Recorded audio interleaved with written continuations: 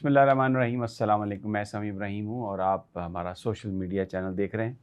Important आज press conference की DGISPR ने क्या मैसेज था? इमरान खान के ख़िलाफ़ कार्रवाई का इंदिया दिया उन्होंने कि फ़ौजी एक्ट के तहत जो कुछ किया जनरल फैज़ ने, उसमें उन्होंने कहा कि जो कोई भी इन्वॉल्व होगा उसको उसको पकड़ा जाएगा, कानून रास्ता अपनाएगा। ख़ास तौर पर सवाल हुआ इमरान खान साहब के हवाले से, तो बिल्कुल उन्होंने कहा DGISPR ने कि अगर वो मुलव्वस हुए तो उनको पकड़ लिया जाएगा, जो भी होगा कानून अपना रास्ता लेगा। लेकिन चिट भी दी, एक क्लीन चिट साबिक़ आर्मी चीफ़ को, जनरल कमर जावेद बाजवा को। वो बताऊंगा सारी कहानी। आज लंदन से ख़बरें आ रही हैं कि वहाँ पे जो डिप्टी स्टेशन मैनेजर हैं PIA के, जावेद इकबाल बाजवा, जो कमर जावेद बाजवा साहब के भाई हैं, उनकी कोई डिग्री विग्री जाली थी, लेकिन वो उन्होंने कोई किसी तरह का दबाव कबूल नहीं किया और डटे रहे। वो हुकाम ने बड़ी कोशिश की कि वो इस्तीफ़ा दे दें, यानी वो मुस्ताफ़ी हो जाएं, लेकिन वो नहीं हुए। तो अब फिर बिलाखिर उन्होंने इस्तीफ़ा दे दिया। उनको सैक नहीं किया गया। यहाँ पर भी जो उनकी मराहत हैं उनको बचाने की कोशिश की गई है और उनसे कहा गया कि आप इस्तीफ़ा दे दें, हम आपको सैक नहीं करते। वो कहानी आपको बताऊंगा। इमरान खान साहब आज अडयाला जेल में सहाफ़ियों से उनकी बात हुई और बरियत की दरख्वास्त थी आज बुशरा बीबी साहबा की। तो अब 190 मिलियन पाउंड का जो केस है उसकी अगली समाअत 7 तारीख को होगी और जज ने कहा कि बुशरा बीबी साहबा की जो बरियत की दरख्वास्त है उसका फ़ैसला भी मैं उसके साथ करूँगा। वैसे आज ये फ़ैसला सुनाया जाना था, लेकिन उन्होंने उसको रोक लिया। खान साहब ने भरपूर बात की, बड़ी उसी तरह बड़ी सख्त बात की और कहा कि कोई रिहाई की गुंजाइश नहीं है, मैं यहाँ पर अपनी जान दे दूँगा, मेरी हड्डियाँ यहाँ से जाएंगी, मैं कंप्रोमाइज़ नहीं करूँगा। अख्तर मैंगल ने जिन वजूहात पर इस्तीफ़ा दिया है, इमरान खान साहब ने कहा कि वो बिल्कुल सही वजूहात हैं।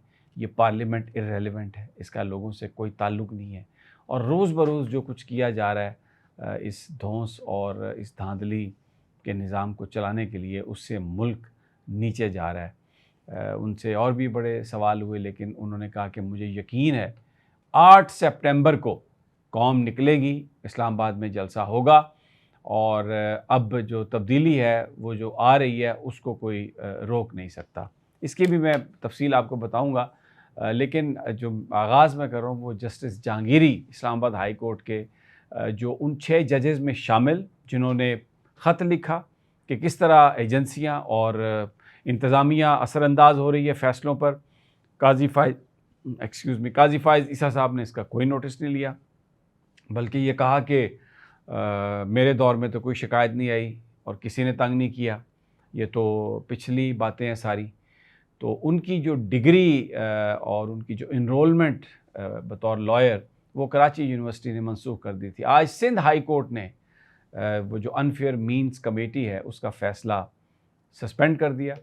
कराची यूनिवर्सिटी को हदायत की है कि आप कोई मज़ीद कार्रवाई ना करें और जज साहब ने जो 2 मेंबर बेंच था उसने, जज साहबान ने ये सवाल किया कि ये बताइए कि क्या जिस बंदे के बारे में इल्ज़ाम हो उसको बुलाए बग़ैर, उसको सुने बग़ैर आपको फ़ैसला कर सकते हैं? क्योंकि इस केस में जहांगीरी साहब को अनफेयर मीन्स कमेटी ने बुलाया ही नहीं और ख़ुद से एक फ़ैसला कर दिया उनके बारे में। अदालत ने कहा कि वो जज हैं। अदालत ने पूछा कि ये किसकी डिग्री का मामला है, तो बताया गया। तो फिर अदालत ने ये भी पूछा कि ये बताएं ये दरख्वास्त किसकी है, तो बताया गया जी इस्लामिया लॉ कॉलेज ने ये लेटर लिखा है।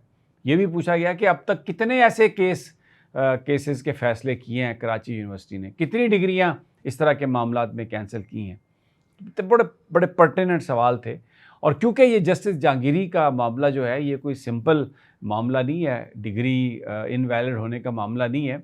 माजी में भी जो जजेस एस्टैब्लिशमेंट की मर्ज़ी के ख़िलाफ़ फ़ैसले करते रहे उनके साथ यही हुआ। आपको मैं मिसाल हमेशा देता हूँ, अभी फिर बता देता हूँ। जस्टिस सफदर अली शाह साहब जिन्होंने जुल्फ़िकार अली भुट्टो के मर्डर केस को सुना था, यानी उनके ख़िलाफ़ जो नवाब मोहम्मद अहमद ख़ान का कत्ल का केस था जिसमें उन्हें सज़ा मौत हुई थी, तो वो जो 7 मेंबर बेंच जिसमें 3 जजेस ने बरी किया था भुट्टो साहब को, उनमें सफदर अली शाह साहब थे एक जज। बाद में उनकी उस वक्त की माशाल्लाह अथॉरिटीज़ ने मैट्रिक की डिग्री जाली बना दी थी। तो ये पुरानी शराब है जो नई बोतल में बेचने की कोशिश करते हैं डाल के। अखलाकी इल्ज़ाम लगा देते हैं, गद्दारी का इल्ज़ाम लगा देते हैं, मैट्रिक की डिग्री जाली है उसका इल्ज़ाम लगा देते हैं। तो ये जहांगीरी साहब पर इल्ज़ाम लगाया और पूरे पाकिस्तान को पता है, यहाँ इस्लामाबाद में वकला से आप बात कर लें, सबको पता है कि ट्रिब्यूनल्स जो इलेक्शन ट्रिब्यूनल्स थे वो उन्होंने उसकी कार्रवाई को नहीं रोका, और बहुत सारे जो केसेस थे वो उसमें जस्टिस जहांगीरी ने बिल्कुल वो स्टांस लिया।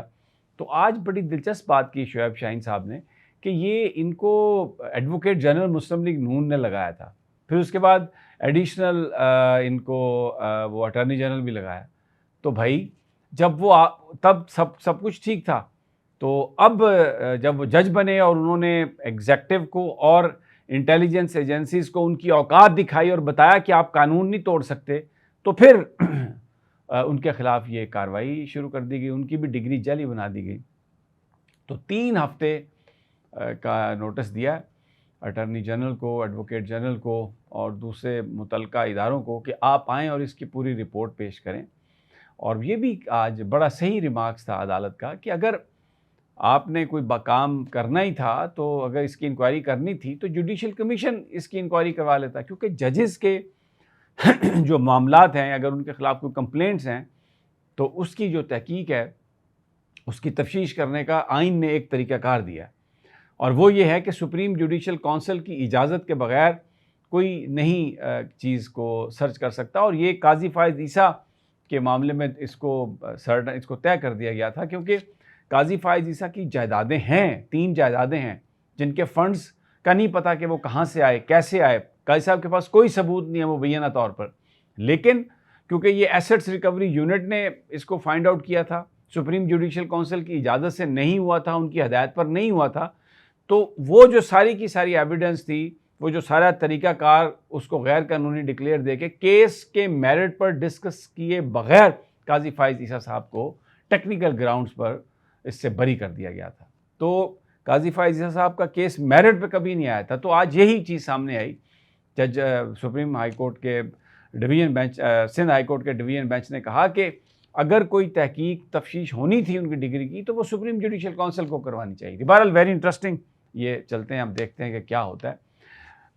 कमर जावेद बाजवा के भाई का मैं आपको सुना चुका हूँ कि वो बड़े धड़ल्ले से, क्योंकि आर्मी चीफ़, साबिक आर्मी चीफ़ के भाई, कौन उनको हटा सकता था, तो उन्होंने PIA की मुलाजमत की 1977 में, फिर उसके बाद बरतानिया की शहरियत भी ली, डिप्टी स्टेशन मैनेजर, और अब जबकि डिग्री जाली साबित हो चुकी थी, फिर भी उसके बाद उन्होंने इस्तीफ़ा दिया, उनको सैक नहीं किया गया ताकि उनकी पेंशन मराद जो हैं वो महफूज रहें।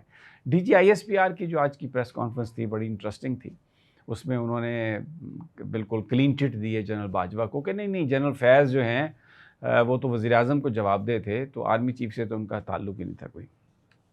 Very interesting. और फिर एक बात कही DGISPR ने कि फ़ौज जो है वो किसी की तरफदार, किसी सियासी जमात की तरफदार या मुखालफत नहीं करती, ना हम उसमें हैं, हम तो पूरी कौमी फ़ौज हैं। Very good, very well said. काश कि हकीकत में ऐसा होता, क्योंकि मैं देख रहा हूँ सोशल मीडिया पर, जब वो PDM की गवर्नमेंट बनी थी और इमरान खान साहब की गवर्नमेंट गई थी, तो वो DGISPR के कमेंट लिखे हुए आ रहे हैं कि वाह जी वाह क्या गवर्नमेंट आई है, पहले दिन ही स्टॉक मार्केट कहाँ चली गई है, डॉलर की प्राइस कहाँ चली गई है।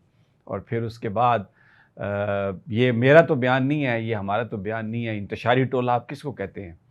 और ये जो पाबंदी लगी हुई है, TV पर कोई तस्वीर नहीं आ सकती इमरान खान की और उसको बानी चेयरमैन, और मैं मौजूद हूँ आपके सामने, जिसकी नौकरियाँ जो हैं वो नहीं करने दी जाती सिर्फ इसलिए कि ये पॉलिटिकली आप नवाज़ शरीफ और पीपल्स पार्टी पर तनकीद क्यों करते हैं, आपकी एडिटोरियल लाइन ये क्यों है। लेकिन बहरहाल DGISPR ने कहा है तो हमें उनका एहतराम है, उन्होंने जो बात कही है, अल्लाह करे कि ऐसा हो और हो जाए अगर ऐसा नहीं है, क्योंकि अगर कोई भी पॉलिटिकल पार्टी उनकी फेवरेट नहीं है तो वेरी इंटरेस्टिंग है कि शहबाज शरीफ के पास तो वोट ही नहीं है और पीपल्स पार्टी गवर्नमेंट भी नहीं है, लेकिन हुकूमत चल रही है, IMF भी पैसे दे रहा है, सारा काम चल रहा है। तो वेरी वेरी इंटरेस्टिंग बहरहाल ये प्रेस कॉन्फ्रेंस है। लेकिन मेरा ख्याल है कि जो एक बड़ा इशू है वो इस वक्त क्रेडिबिलिटी का इशू है। कौम किस बात पे यकीन कर रही है, किस पे नहीं, क्योंकि इमरान खान तो बार बार कहते हैं कि जो 9 मई वाला बनाया गया था उनके ख़िलाफ़ बयानिया, और जिसको नून लीग कहती है कि आप माफ़ी मांगें, और जिसको DGI-SPR भी कई प्रेस कॉन्फ्रेंसेस में कह चुके हैं, वो इमरान खान कहते हैं कि वो 8 फरवरी को कौम ने उसको दफन कर दिया था। तो वेरी इंटरेस्टिंग। बहरहाल पॉलिटिक्स है, अब देखते हैं क्या होता है। तो इजाज़त अगली वीडियो तक, अल्लाह ने